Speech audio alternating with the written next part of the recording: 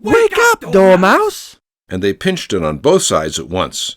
The Dormouse slowly opened his eyes.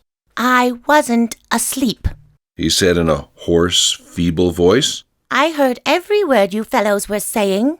Tell us a story, said the March Hare. Yes, please do, pleaded Alice. And be quick about it, added the Hatter. or you'll be asleep again before it's done. Once upon a time there were 3 little sisters. The Dormouse began in a great hurry. And their names were Elsie, Lacey, and Tilly, and they lived at the bottom of a well. What did they live on? said Alice, who always took a great interest in questions of eating and drinking. They lived on treacle, said the Dormouse, after thinking a minute or two. They couldn't have done that, you know, Alice gently remarked. They'd have been ill. So they were. said the Dormouse. Very ill.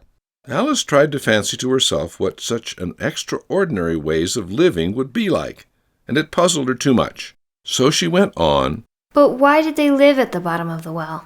Take some more tea, the March Hare said to Alice very earnestly. I've had nothing yet, Alice replied in an offended tone. So I can't take more. You mean you can't take less, said the Hatter. It's very easy to take more than nothing. Nobody asked your opinion, said Alice. Who's making personal remarks now? The Hatter asked triumphantly.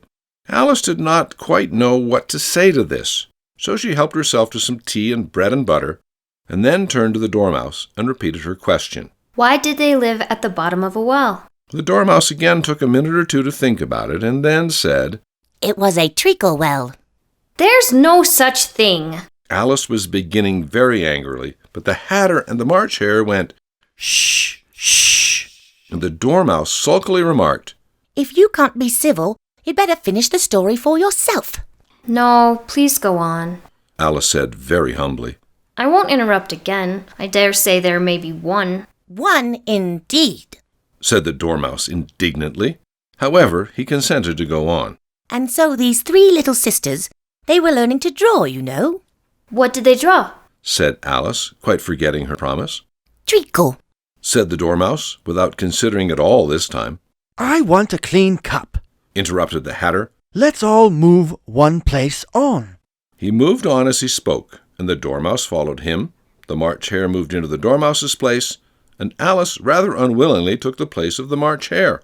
The Hatter was the only one who got any advantage from the change, and Alice was a good deal worse off than before, as the March Hare had just upset the milk jug into his plate.